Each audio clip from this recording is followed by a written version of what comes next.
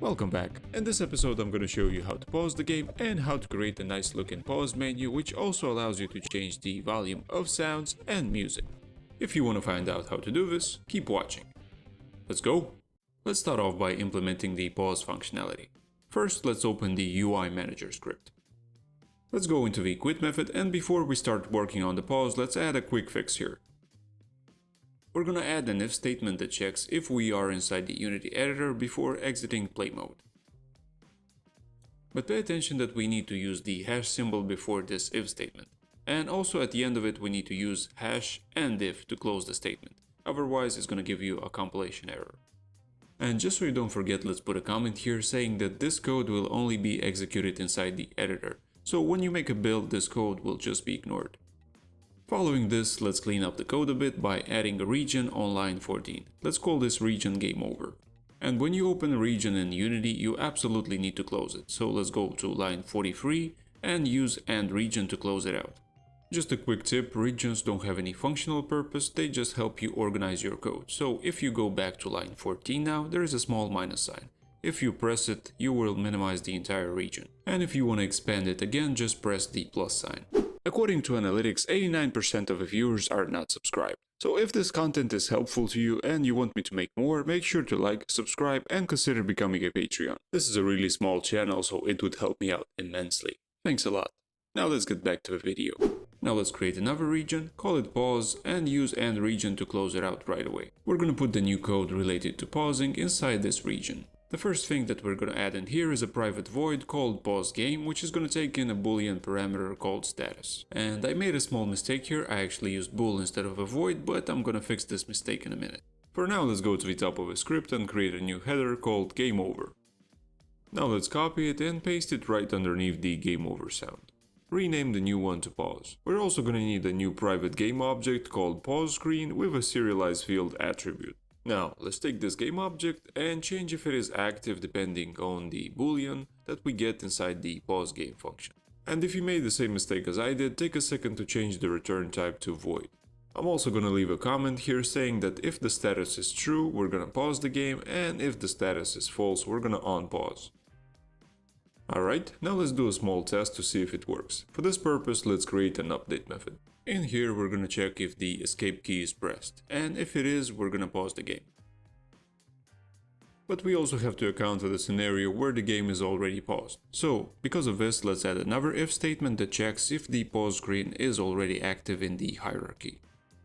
If it is, we're gonna call the pause game method and pass in false, which means that we will unpause the game. And if the pause screen is not active, we'll do the opposite. And as always, let's leave a helpful comment here just in case you forget what this code does.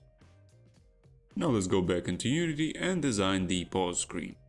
Let's go into the UI canvas and duplicate the game over UI. Right after you do it, activate the new object and rename it to pause UI. Now I'm gonna do a bit of a redesign and show you what the final result looks like in a couple seconds. This is what my pause menu looks like. Take a couple minutes to design yours, and when you're ready, select the arrow object. First, let's clear out all the existing buttons. Next, lock the object and drag all the options that you created into the buttons array. I think I have to drag the selection arrow a bit to the right, but that's just my personal preference. Once you're happy with how it looks, deactivate the pause UI object, then select the UI canvas and drag this object inside the pause screen field. You'll see that the game runs normally, but when you press the escape button, the pause UI will be activated. By pressing W or S or the up and down arrow keys, you can navigate it properly. So this part works well, and we can move on to the next one. The next step for us is to make the game actually pause. So let's get back into the code, but before we get into that, let's make sure that we deactivate the pause screen inside the awake method, because we don't need it to be active when the game starts off. Alright. When you're done with that, let's go into the pause game method. Fortunately for us, there is a really easy way to pause the game inside Unity, and that is by changing the value of the timescale. So, in our case, when we want to pause the game, we will change the timescale value to 0, and when we want to unpause it, we'll revert the value back to 1, which means that time will pass as normally. You can also achieve other cool effects by changing the value of the time scale. So for example, if you use a value of 0.5, you'll basically have slow motion, and if you use a value of 2, everything will run twice as fast as it does normally. But that's up to you to experiment with and achieve some cool effects. For now, let's go back into Unity and press play to see the result. And now the pause works properly, so even if the player is in midair, he will just stop there until we unpause the game. But we still haven't assigned the functionality to options like resume, volume, music, etc. So let's move on to that next. First of all, let's change the pause game method from private to public so we can assign it to a button. Next up, we can go into the inspector, select the resume button and assign it the pause game function. And because we want this to unpause the game, we'll leave the checkmark ticked off. The sound and music functionality is still not implemented, so let's select the menu and quit objects. Let's press plus to add an on-click method and drag the UI canvas inside the object field. Now let's select the menu object and assign the main menu function. Then let's select the quit object and assign the quit function respectively. Alright, now let's go inside the game and test all of these out. If you are inside the pause menu and you press resume, the game will start running again. Next up, let's check back to menu, and if you interact with this one, you'll see that it takes you to the menu C. And finally quit, if you interact with it, the game will just exit play mode. Great job! Now we can move on to the next part, which is changing the volume of the sound and music. Let's start off by selecting the sound and music buttons. First we'll add an on-click method, then we'll drag the UI canvas inside this field. Then let's open the UI manager script and create two new functions inside the pause region. The first one will be a public void called change sound volume. On second thought, I think this one might be a bit too long, so let's just keep sound volume. Then we can copy paste it to create the second one and change its name to music volume. Now let's get back into Unity, select the sound button and assign the sound volume function. Then once you're done with that, select the music button and assign the music volume function. Once you're done with all that, let's open the sound manager script located on the object with the same name. In here we need to create another audio source, and this one will be called music source. Now we need to get access to it in the awake method. But for this one we can simply use getComponent because it's located on the child object of the sound manager. So in order to access it, we will use transform.getChild0 and then we can use getComponent as we do normally. Now that we have access to both audio sources, we can create a public method called changeSoundVolume that will take in a float parameter called _change. Next we can just copy paste it and rename the new one to change music volume. The first thing that we'll need in here is a float variable called current volume, which will be 100, just for now.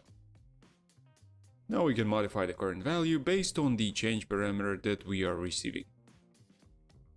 And finally we can take the sound source and apply the current value.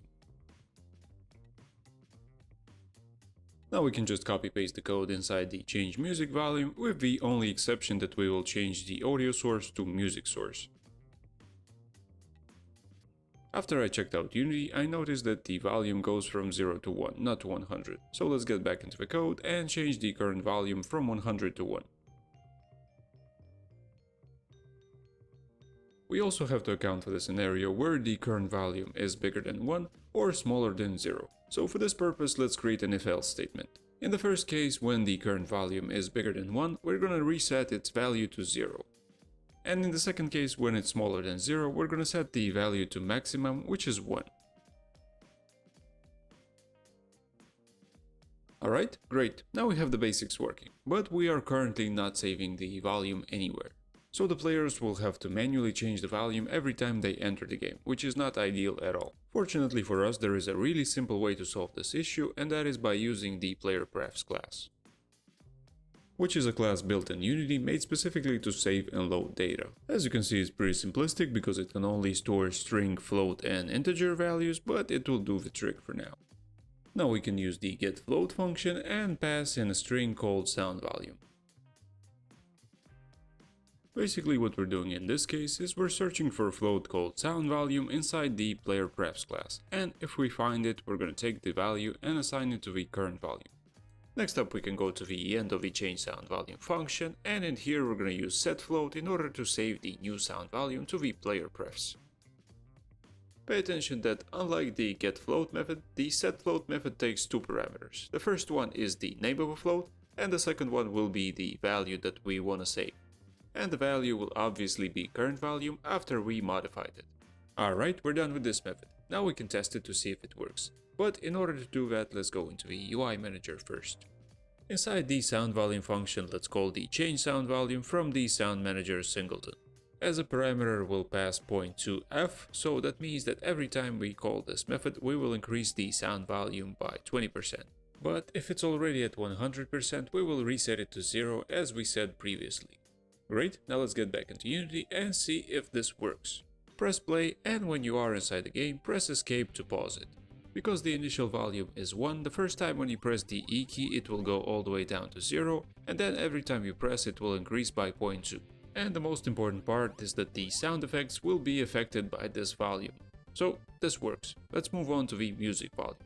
Let's get back into the sound manager and copy paste the code from the change sound volume to the change music volume function.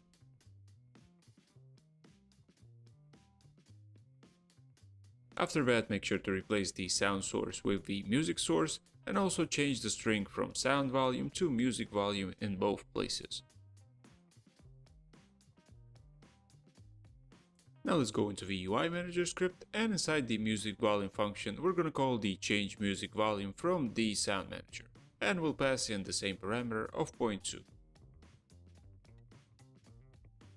Alright, this should be done as well. Now let's get back into the game, pause it and try to change the music volume.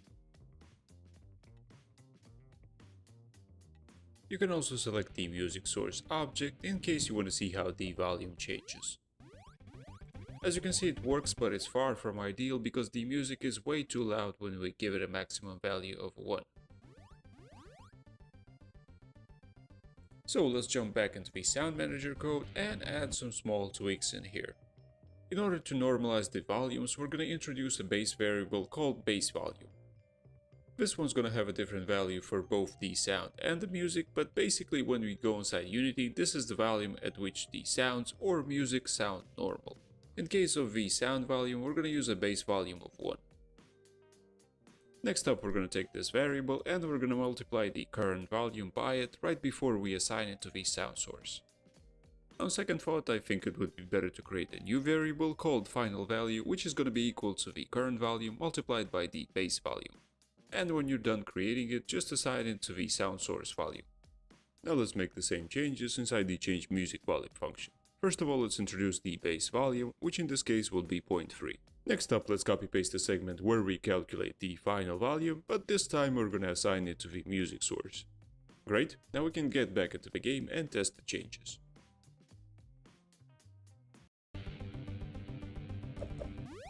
And as you can see, now the volume increases gradually until it reaches the base volume that we set in the code, which is 0.3 for the music source and 1 for the sound source. But let's pay attention to a small detail. Now the sound volume is 0 when we exit the game, but pay attention to what happens to this value when we enter the next game session.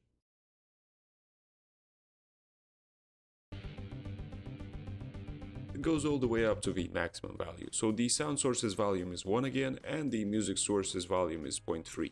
This means that we are not actually loading and assigning the volume when we start the game, so let's go into the sound manager and fix that.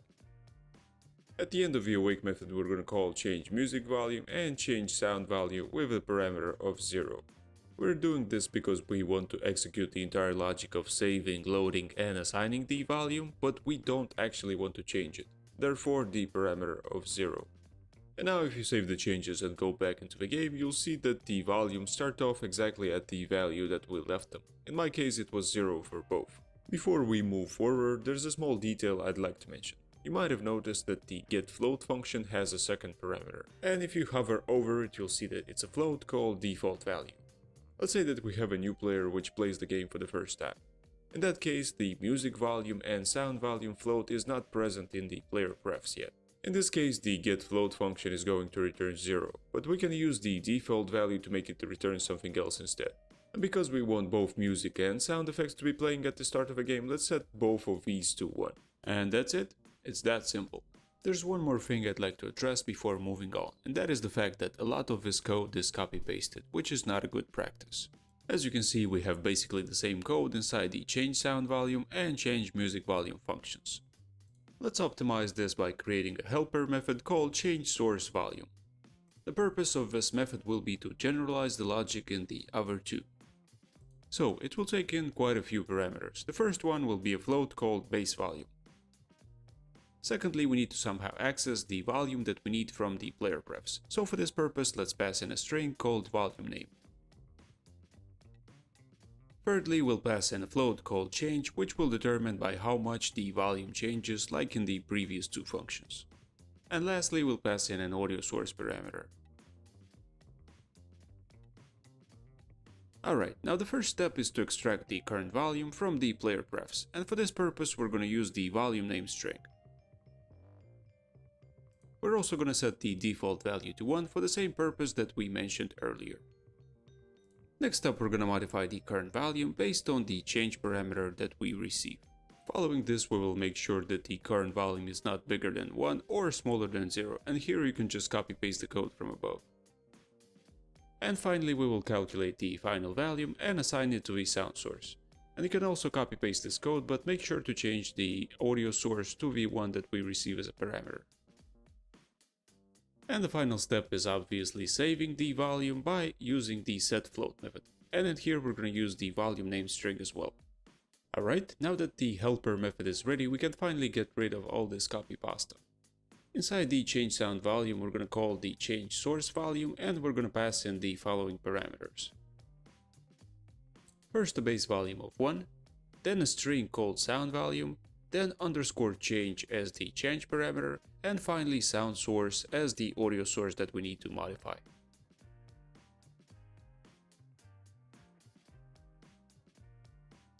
Great, now on to the change music volume function. And here we're going to call the change source volume method as well, and we're going to pass in 0.3 as the base volume, a string called music volume, underscore change for the change parameter as well, and finally music source as the audio source that we will modify. Okay, we're done here. This took quite a bit, but I think it's worth it just because we optimized the code a bit and made sure that we follow good coding practices. Alright, before we end this chapter, we have one last thing to do, and that is to display the volume somewhere. Because right now the player has no idea what his music or sound volume is, which is not intuitive at all. So that will be our next step, displaying the volume on the UI. First of all, let's go into the scripts UI folder and create a new script called volume text. Then let's go into the pause UI object, and underneath options, let's select both sound and music. And once you have them selected, just attach the script that we just created onto them. Now let's double click it and get to coding. As always, we're going to clean up the script initially, and then we're going to add using Unity engine.ui to the top of the script. And we're doing this because we're going to need to work with text components. Now let's add our first variable, which will be a private text called txt. And in the awake method, let's get access to it using getComponent. Our next step will be to create a private void called updateVolume, which will be responsible for updating the text component. Inside the method, we're going to write txt.text, and for the value, we're going to use PlayerPrefs.getFloat to get access to the volume that we need. The quotation marks and the plus sign in the beginning helps us convert the float into a string. But there is also another way of doing this, and that is by using the toString method right after we get our float value. Next up, let's create an update method where we're going to call this function a bit later. For now, we have a bit of an issue because this script can be used only to update the sound volume, so let's generalize a bit. For this purpose, let's create a private string called volume name, and let's serialize the field so we can change it in the editor. Now we can use this variable inside the getFloat function to get access specifically to the float that we need. Great, but the only thing that we are putting in the text for now is just a number. We also need to add a description for the player to understand what he's exactly changing. So let's duplicate the volume name string and let's call this one text intro or something like this. Just to make it clearer, I'm going to put a comment next to it saying that this string will be sound or music. And once you have it ready, just take it and replace the quotation marks with it. Awesome! Now we can just call updateVolume inside the update method. And we're almost done here, except the fact that I forgot one small detail. When dealing with our volumes earlier, we used numbers from 0 to 1. But players generally are way more accustomed to using numbers that go from 0 to 100. So to make this way more clear, let's take this float and duplicate it by 100. We'll create a float variable for this purpose, multiply it by 100, and then use it to update the text.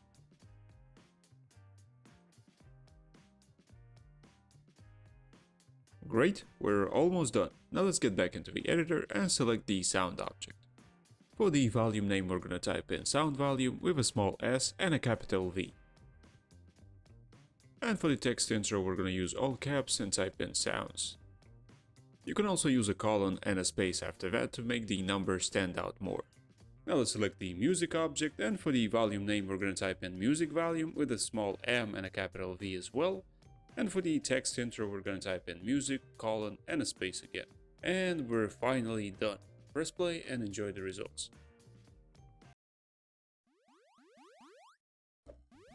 As you can see, the text is being displayed perfectly well, and we can also change the volume of sounds and music. Let's also see if these values are being saved after we exit the game.